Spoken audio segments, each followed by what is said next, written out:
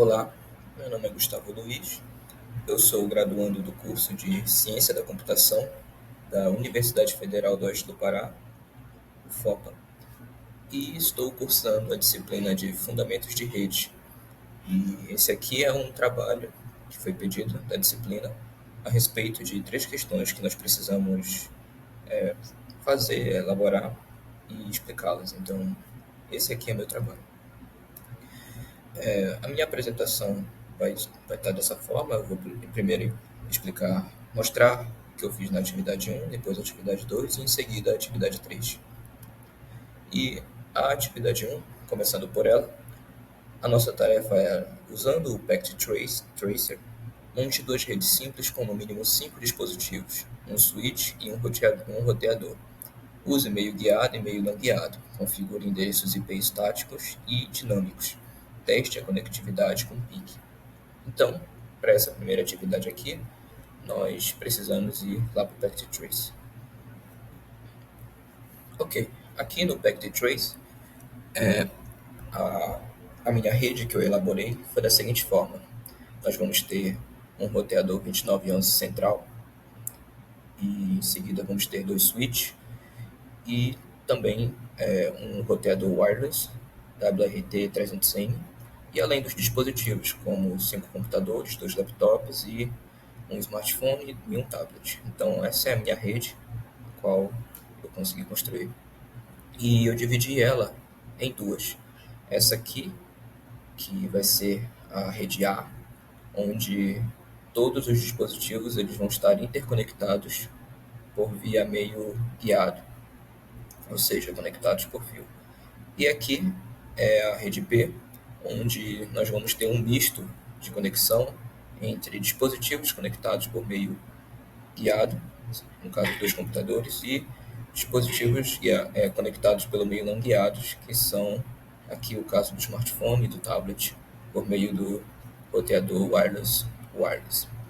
Então, é assim que está disposta essa minha rede.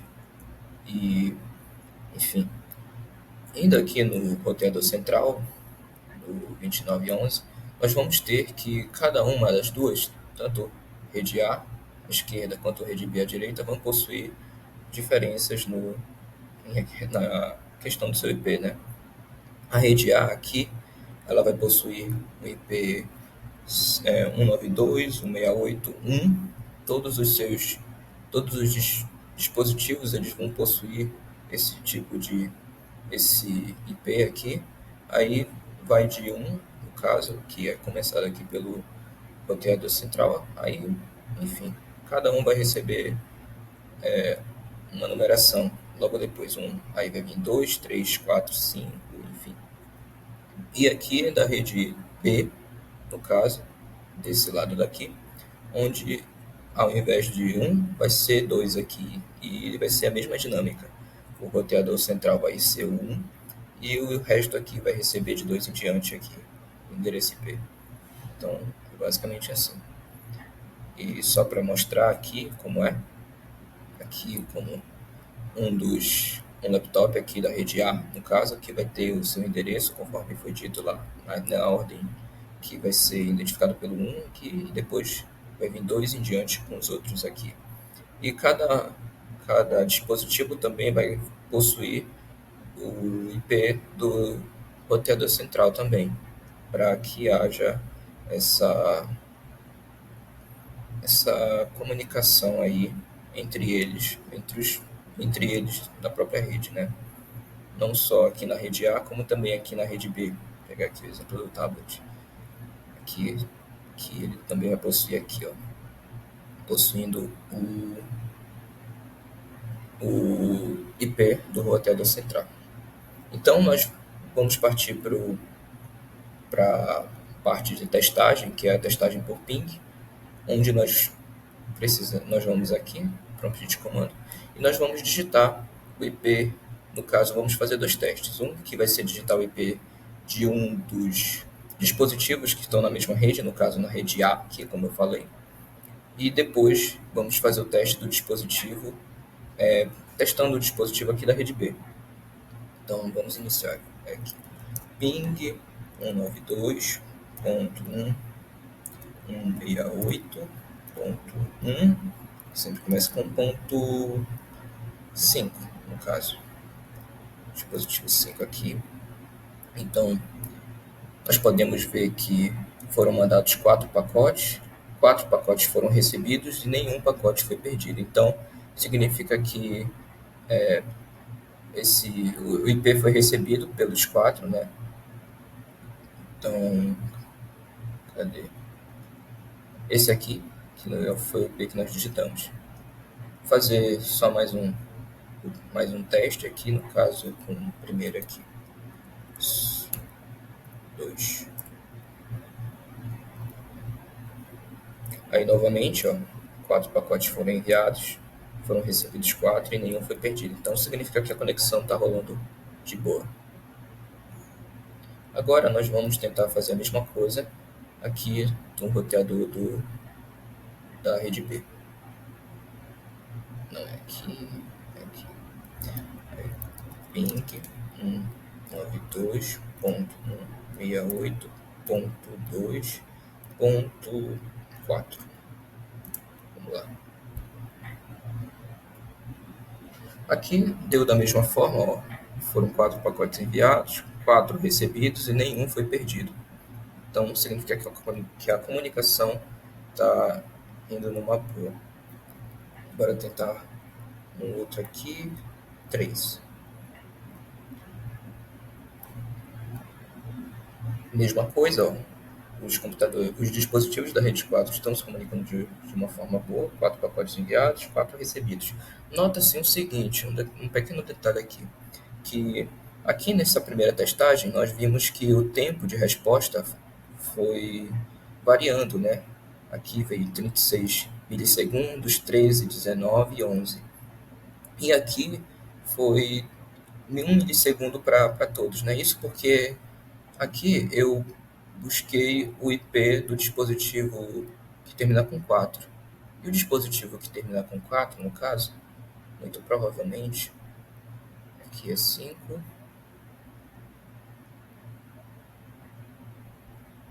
Aqui é 4. Aqui, ó. O dispositivo que termina com 4 é um que está conectado à rede no meio não guiado. Então, o meio não guiado, devido ao ser a sua passagem ser feita pelo ar, ele acaba meio que sofrendo essa interferência, onde vai demorar, meio que assim, vai ter uma lentidão um pouco maior para o envio e recebimento das mensagens. Já aqui, ó, nesse caso aqui, nós colocamos o dispositivo 3, que é muito provavelmente esse daqui. Aqui, o dispositivo 3 que está no meio guiado. E no meio guiado ele acaba que por ser mais eficiente que o meio não guiado, onde ele perde pouco, ou seja, a mensagem demora menos tempo para chegar. Então é isso. Aí falta o outro teste, que é o teste entre as redes, fazer com que um dispositivo da rede A receba o ping de um dispositivo da rede B. Vamos ver. Aqui. Ping 2, só que aqui a gente muda para 1. E aqui a gente vai pegar um dispositivo daqui do meio, desse dispositivo aqui que está conectado ao roteador. Vai ser o 5. No caso, eu errei aqui é 2. E aqui é 5. Bora ver.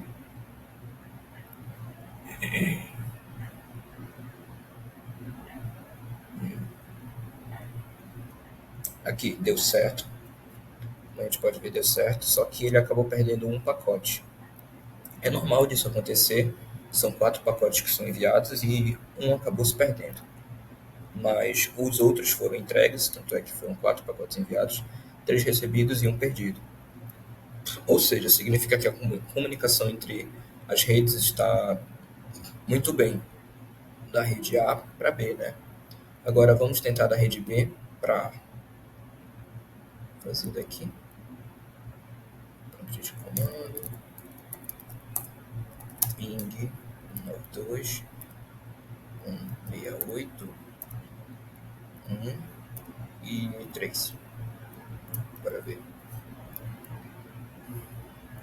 Aqui também, ó, 4 pacotes enviados, 4 recebidos, nenhum perdido. Então significa que a comunicação da rede A para B e da rede B para A estão funcionando de uma forma bem eficiente.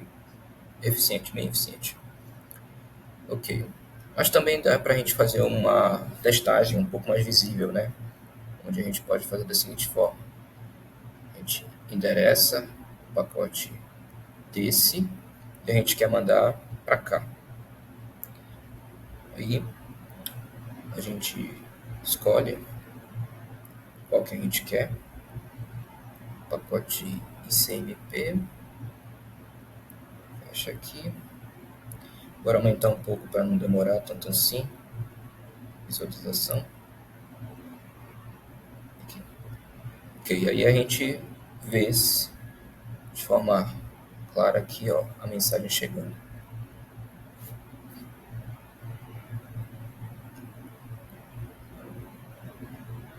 Envia para todos, só que somente um que recebe, que deve receber, é que vai comunicar que recebeu. Aí vai, passa pelo central, passa pelo switch e chega novamente confirmando. Então, essa daqui é uma outra forma de testagem que é um pouco mais visível, que eu acabo gostando mais. Ok, mas enfim, esse foi a, minha, a rede que eu fiz. Uma dificuldade que eu tive foi em relação à parte da rede B aqui, desse lado, porque para endereçamento dos IPs, eu decidi fazer de uma forma automática. Eu implementei um DHCP no roteador 2911 aqui via CLI para fazer com que os dispositivos daqui recebessem um IP de forma automática. Isso, e para que eu não precisasse colocar de forma manual, como eu fiz aqui na rede A. Só que o problema que aconteceu foi que o roteador aqui, o wireless router, ele já faz essa adição, ele já faz naturalmente esse DHCP, colocando os endereços de IP naturalmente aqui para os dispositivos. E quando eu coloquei isso no roteador central aqui, houve um conflito dos endereçamentos, onde alguns dispositivos ficaram com um endereço diferente e outros pegaram outro endereço. Então, isso acabou confundindo e acabou que quando eu fui fazer os testes não funcionou. Eles não estavam funcionando. Então, uma solução para isso foi transformar o roteador wireless aqui num access point, onde eu desabilitei aqui essa função DHCP dele e a partir daí ele apenas transmitiu o sinal vindo daqui do roteador 2911 para os outros e isso funcionou. Então acabou dando certo e a rede funcionou de forma normal. Então, e essa foi a rede e agora nós podemos partir para a atividade 2. Ok, agora partindo para a atividade 2, tendo a rede principal com o IP 192.168.10.0/24, crie 4 sub-redes com tamanhos diferentes para os seguintes departamentos: administração, que exige 50 hosts, financeiro, 30 hosts, suporte, 14 hosts, TI, 6 hosts. Calcular as sub-redes: endereço, broadcast, faixas de IP. Então aqui nós vamos ter que, recebendo o IP, esse IP aqui, nós temos que dividi-lo entre esses 4 departamentos aqui, para que caiba cada um. Então esse é o nosso desafio, né? Dividir de forma correta e eficiente o bloco de endereços que nos foi dado, esse aqui, que ao todo tem uma capacidade de 256 endereços no total, e nós temos que dividi-lo de forma que venha a calhar para as 4 sub-redes, que vão possuir um tamanho distinto, né? Enfim, para isso nós vamos implementar meio que 3 regras, né? Regra do mais 2, regra das caixas e regra do maior primeiro, que eu vou explicar. A regra do mais 2 é simples. Se um departamento ele perde uma determinada quantia de hosts, nós acrescentamos mais 2 a essa quantia.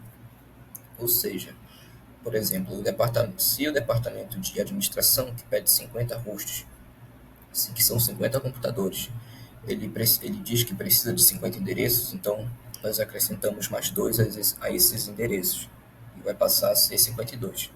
Por que disso? Porque um desses endereços vai precisar ser o endereço de rede e o endereço de broadcast. Então, esses dois endereços que nós incrementamos são esses dois, né? O de rede e o de broadcast. E é para isso que nós temos essa regra. Em seguida, nós temos a regra das caixas, que vai ser basicamente o tamanho no qual vai estar essa quantidade de hosts.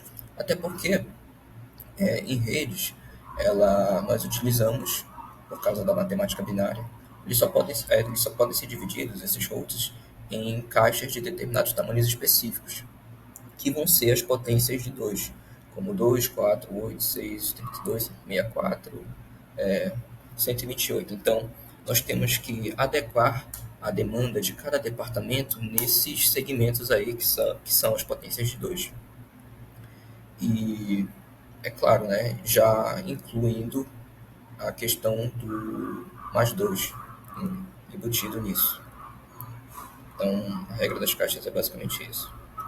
E a regra do maior primeiro é nós começarmos do departamento que exige a maior quantidade de hosts, para que assim não haja nenhum atropelo, nenhum fique sem ou com mais. Enfim, vamos começar. Nossa ordem vai ser começar por administração, depois financeiro, suporte e TI. Ok, começando pela administração, que ela exige 50 hosts, nós temos que, devido à regra de mais 2, a necessidade real dele vai ser de 52 hosts, de fato. E o bloco que cabe nesses 52 hosts que são exigidos é 64, que é a potência de 2, que é a potência de 2 mais próxima de 50. Então, nós temos que 2 elevado a sexta é 54, 2 elevado a quinta dá 33, que é insuficiente para o que é exigido. Então, 64 vai ser o bloco com que nós vamos trabalhar do IP que nos foi dado. E a máscara que vamos utilizar vai ser essa aqui, que vai passar a ser barra 26, que vai ser que está demonstrado em binário aqui, a partir de barra 26, porque de 32 bits nós tiramos 6, então ela passa a ficar dessa forma aqui em binário. Mas, traduzindo tudo isso, né, nós vamos ter que o endereço de rede de administração vai ser 192.168.10.0, vai ser sempre o primeiro. A faixa de hosts de administração vai ser de 1 a 62. O endereço de broadcast sempre vai ser o último, que vai ser o 63. E a máscara é 255, 255, 255, 192, que é a mesma coisa que está aqui em binário, só que em binário. E aí, é assim que vai ficar disposta a administração, a parte de administração. Aí nós vamos para o financeiro, onde a necessidade de 30 hosts, mas aí nós vamos ter que 32, que eles vão precisar de fato, por causa dos dois endereços que precisamos incluir. 32 é a potência exata de 2, e, enfim, não precisamos utilizar nenhuma outra que esteja mais. E a máscara que vai ser utilizada vai ser barra 27, que vai estar demonstrada aqui, só que em binário, uma vez que nós utilizamos somente 5 bits dos 32, então está aqui disposta dessa forma. Traduzindo tudo, o endereço de rede vai ser 64, porque é o endereço depois do endereço de administração, né, que já foi definido lá atrás. A faixa de hosts vai ser de 65 até 94, o broadcast vai ser de 95, que vai ser o último, e a máscara vai ser de 224. Aí nós vamos ter o suporte aqui, a necessidade de 16, a necessidade é de 14 hosts no caso, só que nós vamos implementar 16 hosts por causa dos dois endereços. 16 é a potência exata, uma das potências exatas de 2, Então, nesse caso, vai ser 16 exatos mesmo. A caixa que nós, a faixa que nós vamos utilizar, né? No caso, a máscara que vai ser utilizada na parte de suporte vai ser essa, barra 28, uma vez que nós só usamos 4 bits. E tudo vai ser disposto dessa forma aqui, onde o endereço de rede vai ser o 96, a faixa de hosts vai de 97 a 110, e o endereço de broadcast vai ser 111. E a máscara, traduzindo, vai ser 240. E por fim, a parte de TI, que exige 6 hosts no caso, só que nós vamos implementar 8 hosts, que é a necessidade de fato. E 8 é uma potência de 2 elevado a 3. E nisso nós vamos utilizar apenas 8. Então, a máscara que vai ser usada é essa, que está em binário. E vai ser barra 29, uma vez que nós só utilizamos 3 bits. Então, é assim, dessa forma que nós conseguimos calcular. E aí, aqui nós vamos ter a locação, onde o endereço de rede dele vai ser 112, a faixa de hosts vai ser de 113 até 118, e o endereço de broadcast vai ser 119 e a máscara vai ser 248. E, finalizando, né, nós temos aqui uma visão geral de todos os departamentos, como ficou, as necessidades de cada um, 50, 30, 14, 16, as máscaras, no caso, como elas ficaram utilizadas aqui, os endereços de rede, 0, endereço de rede 0, 64, 96, 112, faixa de hosts para cada um e o endereço de broadcast também de cada um aqui, de cada departamento. Então, é assim que ficou, é assim que foi feita a nossa atividade 2. E vamos agora partir para a última atividade, atividade 3. Bom, vindo agora para a atividade 3, a última atividade, nós temos que pesquise sobre CGNAT, como conceito, como funciona, equipamentos, etc. Então, nós temos que discorrer um pouco a respeito do que é o CGNAT, né? Vamos lá. Antes de falar sobre o CGNAT, nós precisamos entender o que é o NAT. O NAT ele vai ser um protocolo que vai estar implementado dentro do roteador da sua provedora. Como é que ele funciona? Da seguinte forma: você vai ter o seu dispositivo lá. O NAT ele vai transformar todos os dispositivos que estão na sua rede em um só. Ele vai transpor os IPs desses dispositivos e transformá-los em um IP público, onde você vai conseguir acessar os serviços de rede, onde você vai conseguir acessar a internet, né? Que se utiliza desses IPs públicos para navegar, para você fazer uso dos diversos serviços que ela possui. Então, o NAT é basicamente isso, ele transpõe os endereços dos endereços que fazem uso na sua casa, na sua rede, para um endereço público que permite que você acesse os dispositivos, os serviços da internet, entre outros. Basicamente é isso que é o NAT. Só que daí, nós já vimos o que é o NAT, mas aí nós vamos possuir alguns problemas.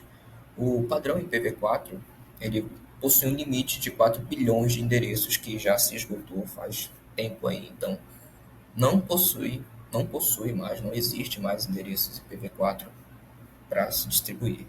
Com isso, nós temos que os provedores de internet não têm mais IPs públicos novos para fazer essa distribuição para cada cliente.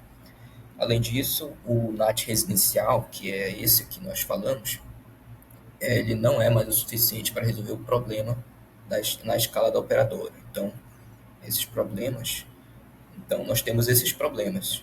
E o NAT ele veio justamente para sanar um pouco desses problemas aí. O que é o CGNAT, no caso? Desculpe.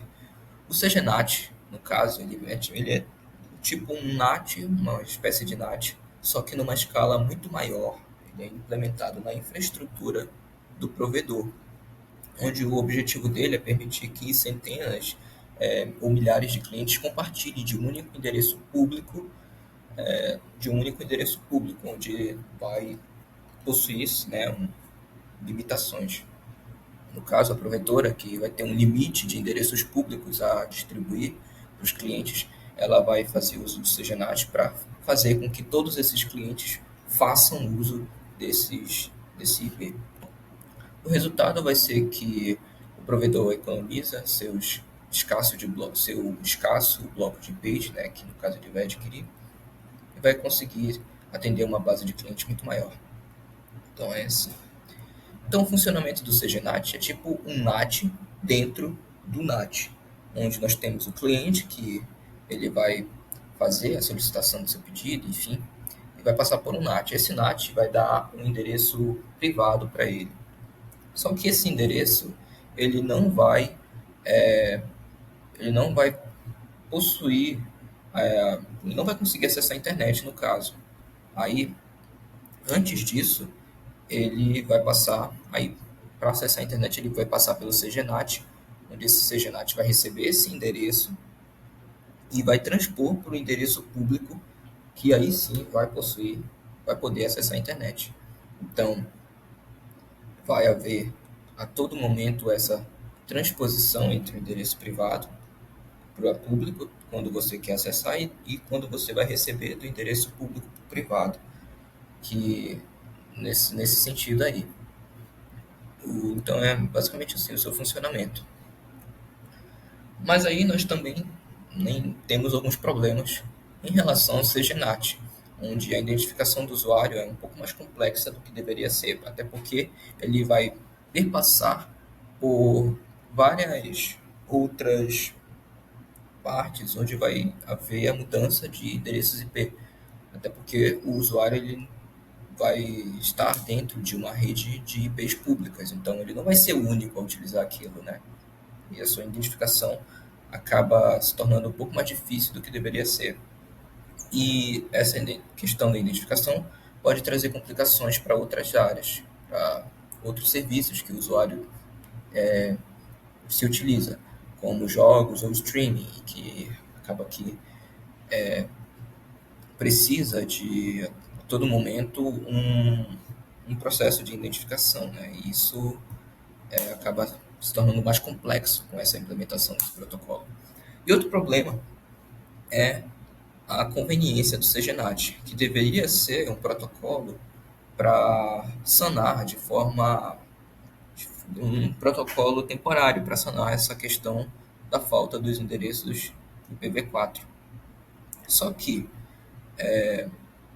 com a vinda desse protocolo, ele acaba se tornando a solução para uma coisa que o mais correto deveria ser a mudança para o endereço IPv6, que não, que acaba que as provedoras levam essa parte aí, acabam levando com a barriga, né? E o CGNAT acaba se tornando a solução definitiva, que não deveria ser, até porque ele é um protocolo que deveria ser temporário, e enquanto que a adoção, a migração para o IPv6 acaba se tornando um pouco mais esquecida, tendo em vista que o CGNAT tende a ser também um pouco mais barato, enfim. Pois então, tendo como conclusão, nós vamos ter que o CGNAT é uma medida paliativa necessária para estender a vida do endereço IPv4. Ele resolve problemas de escassez para os provedores, mas também cria complexidade e limitação para os usuários. Ele não é a solução definitiva, como disse, mas sim a adoção do IPv6, que vai eliminar a necessidade de NAT ao fornecer um número virtual ilimitado de endereços. E, enfim, é basicamente essa a explicação do CGNAT. Bom, essa foi a minha apresentação referente às atividades. Espero que tenha entendido. Caso não, você pode entrar em contato comigo. Esse é o meu e-mail que está aí. No mais, muito obrigado pela atenção e até a próxima.